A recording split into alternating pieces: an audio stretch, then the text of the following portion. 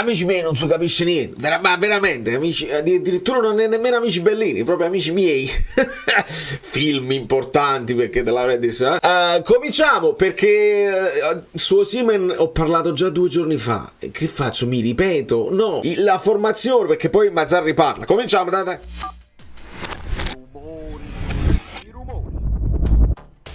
No, veramente, è che certe volte i video si fanno per... questo video qua è più uno sfogo per capire voi come la vedete. Ivano Sacia Soria, per esempio, benvenuto sul canale.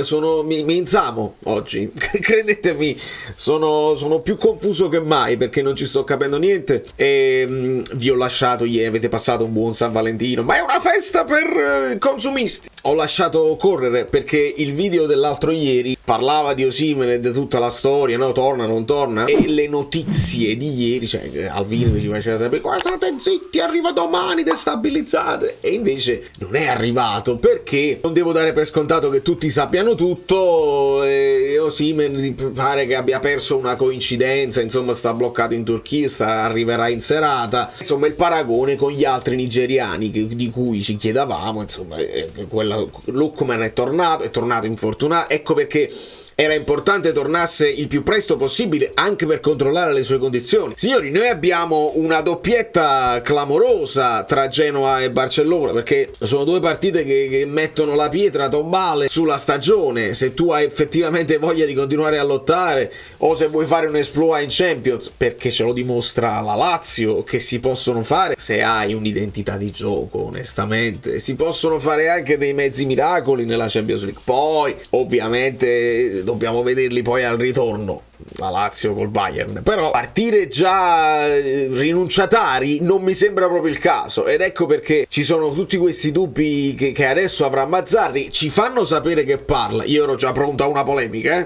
fai sempre polemiche, sciacallo, perché in Champions il Napoli la deve fare per forza, perché sennò ci sono le multe, e quindi tu dici la conferenza non vuoi pagare la multa, fai la cosa. Però visto che devono fare quello là, non potevano poi non fare questa, e quindi che bello, domani grazie Napoli sentiremo Mazzarri. Non ci dirà la formazione sicuramente, però qualche dubbio magari ce lo toglierà. Spostiamoci un attimo con un'analisi tattica per capire che cosa sta succedendo, perché io già vi scrissi, vi ricordate, questa sarà la formazione con il Barcellona, perché una volta sapute le liste già avevamo capito, e immagino che col Barcellona tu voglia stare un po' più coperto, quindi sempre difesa a 3, difesa a 5, e poi c'è da scegliere se rimpolpi la mediana, quindi con 3 centrocampisti, oppure se vuoi avere 2 sottopunta sotto la punta. Però tu devi anche adesso porti il problema del Genoa. C'è una cosa sola di logica che io mi chiedo e che chiederei a Mazzarri onestamente, e sotto nei commenti mi potete dire voi se è logica o meno.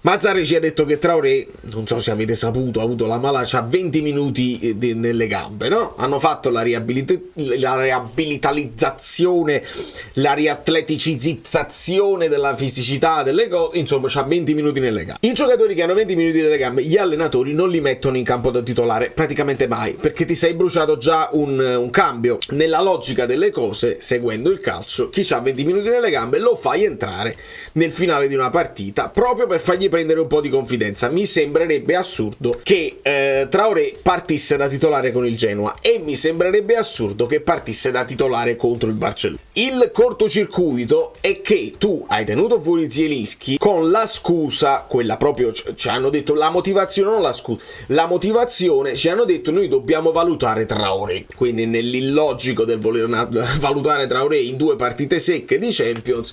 Però questo ci avete detto, di conseguenza noi stiamo a quello che ci hanno detto, e quindi io Traoré col Barcellona lo devo vedere, è chiaro? Consideriamo sempre che il Napoli ha 3 centrocampisti per la Champions League. Ora la domanda che io mi faccio, e domani chissà se la riusciremo a risolvere: i 3 centrocampisti che hai li fai giocare tutti contro il Genoa oppure no? Perché nella logica delle cose giochiamo con la difesa a 5 contro le squadre un po' più grandi, e giochiamo 4-3, o almeno cominciamo 4-3 con le squadre un po' più piccole. È così che si sta comportando Mazzarri, e credo che così lui voglia continuare. Quindi se con il Genoa la logica vuole che giochiamo 4-3-3, che facciamo? Zielinski gioca oppure no? Perché se non gioca Zielinski, per me nella logica c'è Lobotka e Anghissà e c'è Cajuste, no? E sono però quei tre che devi utilizzare contro il Barcellona, che devi avere perlomeno contro il Barcellona. Io non posso pensare che col Barcellona improvvisamente diventi coraggioso e vai 4-2-3-1.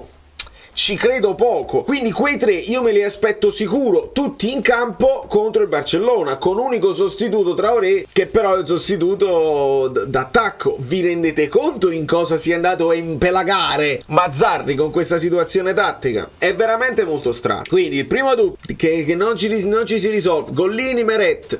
Se Meret è tornato, Mazzarri ci disse Meret è il titolare, dovrebbe giocare Meret. Leviamo Gollini da mezzo, così ci aveva detto. Nathan, perché la questione è Juan Jesus squalificato. Che facciamo? Secondo dubbio è: Rrahmani gioca sicuro, Ostigard o Nathan accanto a Rrahmani?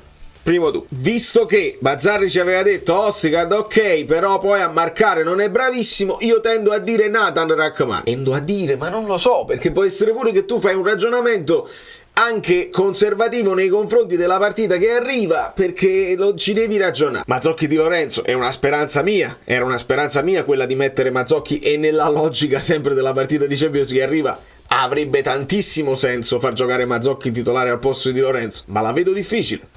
Quindi Di Lorenzo qua, tra Mario Rui e Olivera. Io penso che qua si può fare un discorso conservativo. Olivera per la Champions, che è una cosa che è stata fatta anche passato da Spalletti, e Mario Rui contro il Genoa, quindi un pochino più di qualità. Donker entra sempre, non è mai partito da titolare, quindi io immagino che Lobotka sarà lui sempre il prescelto, e voglio pensare che Anghissà comunque Mazzarri non ci rinunci, e quindi Anghissà sta qua. Nella logica delle cose, se poi il Napoli è andato anche su tutte le furie per le visite mediche di Zielinski, io ci metto Cajuste qua. E poi deve entrare Traoré nel secondo tempo, perché se lo vuoi valutare per la Champions deve cominciare a giocare qualche minuto sto ragazzo. Quindi secondo tempo per Traoré io la vedo così. Dopodiché in attacco c'è la solita roba: Ngonge, Politano, potrebbe partire sempre titolare Politano. La questione Osimhen, perché là devi capire anche che cosa vuoi fare con lo spogliatoio. Osimhen che fa i cavoletti suoi, e si può dire ma non è colpa sua, ha perso l'aereo. Io ho fatto un paragone con gli amici bellini abbonati. Sapete una cosa con cui tutti possono relazionarsi? Lo sapete quando dovete imparare una canzone e aspetti fino all'ultimo giorno perché dici vabbè tanto c'ho l'ultimo giorno, e l'ultimo giorno succedono delle cose che non dipendono da te. Per esempio ti viene la febbre e non riesci a studiare in quel giorno, oppure salta la luce e non puoi studiare, così dici lo potevo fare ieri. Insomma, non è colpa sua, però un po' resta colpa sua. Poi qualcuno fa il paragone e dice quando dovevi andare a fare i fatti tuoi pigliavi aerei privati, adesso vuoi pigliare le varie coincidenze con gli aerei di linea. Insomma, colpa sua o non colpa sua, il ragazzo doveva stare a Napoli come tutti gli altri, doveva farsi valutare fisicamente, perché qualcuno parla sta debilitato, la gastroenterite e tutta una serie di cose. Osimhen con mezza gamba gioca titolare. Contemporaneamente devi ragionare su quelli che hai in panchina, che vengono trattati appena torna Osimhen, tu non servi, e ragionare anche sul Barcellona, perché se poi non sta bene fisicamente e col Genoa lo rischi, e magari dipende dall'entità delle problematiche fisiche che può avere, che non mi pare abbia fatto una grande Coppa d'Africa, e quindi tu potresti, anche lì sarebbe nella logica delle cose, far partire Simeone titolare o anche Raspadori titolare, e fai entrare Osimhen con Traoré nel secondo tempo, gli fai fare confidenza con il campo di nuovo e con i compagni, e col Barcellona parte titolare. Quindi togliamo Osimhen da mezzo, speriamo sia convocabile, facciamo partire, diciamo, Simeone, perché l'anno scorso portava bene dire parte Simeone titolare anche quando non partiva, e Lindstrom vince sempre Kvar, ovviamente nella cosa. Qua siamo nella logica delle cose. Contro il Genoa 4-3-3 con scelte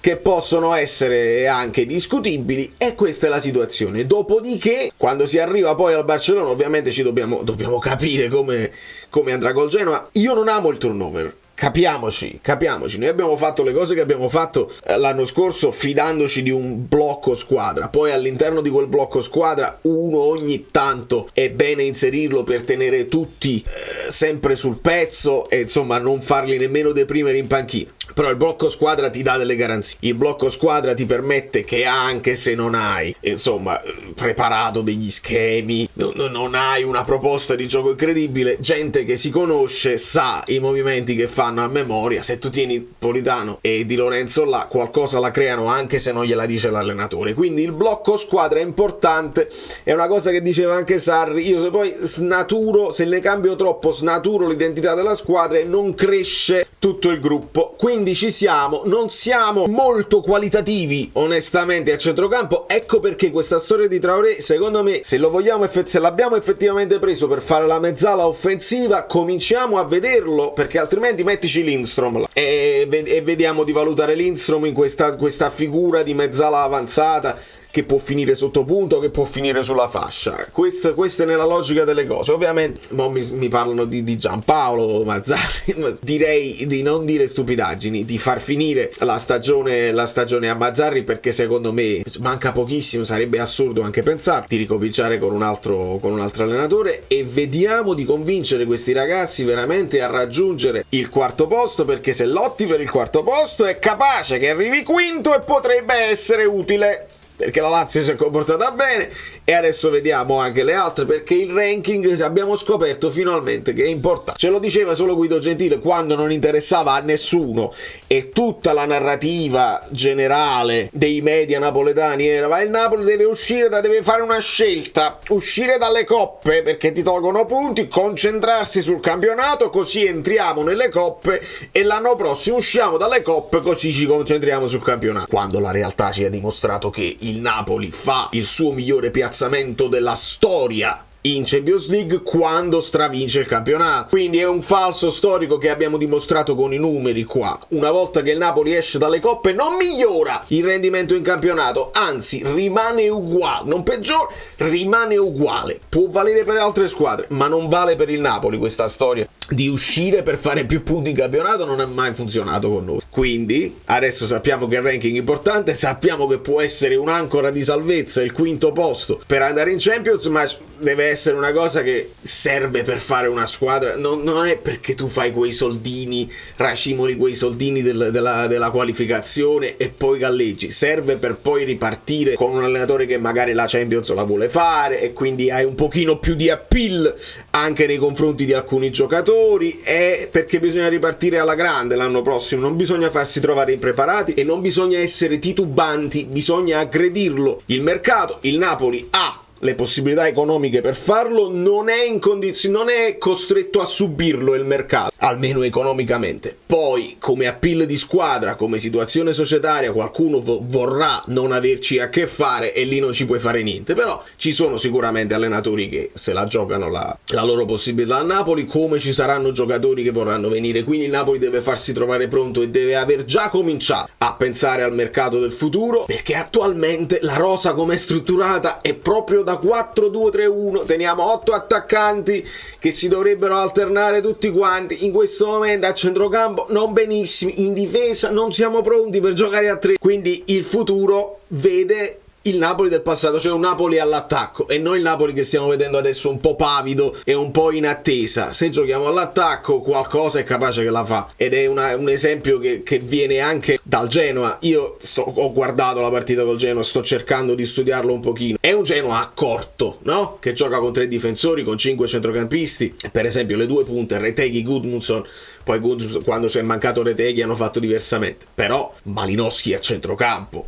Cosa vuol dire? Vuol dire che hai un giocatore, hai conto Hamsik, no? Cioè che ha possibilità di calcio, che ha inserimenti, che è un giocatore votato all'attacco messo a centrocampo, quindi hai qualità, gli chiedi sacrificio, ma se recuperano il pallone qualcosa te la può fare, Quindi con Cajuste, Anghissà e Lobotka, pochi gol nel centrocampo a 3, e quindi ecco che servirebbe uno come Zielinski Prime, servirebbe l'inserimento di Traoré magari con la freschezza di chi sì, si può fare tutto, però bisognerebbe partire da una vittoria magari convincente contro il Genoa, che ti permette poi di affrontare il Barcellona con una certa. Ecco perché il turnover a prescindere contro il Genoa non mi convince tanto, perché magari tu rischi di non fare risultato contro il Genoa, che è una squadra top, dimostra che i colpi ce li ha. E come ci vai poi a Barcellona? A fare la partita col Barcellona? Non è a Barcellona, è a Napoli. Quindi sono già usciti i biglietti, affrettatevi voi che potete. Da New York, Valerio Fluido è tutto, non vi posso dire altro, non posso ripetere le cose che vi ho detto già. Questo è un problema che ho io, a volte anticipo gli argomenti e poi l'argomento diventa rilevante il giorno dopo e non ho cose da dire. Datemi atto che se non ci sono cose da dire io non accendo la telecamera per dare fiato alla bocca. Aspetto, se poi esce una notizia ne parliamo, o se ho dei dubbi ne parliamo. I like li potreste lasciare alla fine, consigliare ai vostri amici di iscrivervi al canale, così ma tanto virali non lo diventiamo. Va bene la nostra cerchia.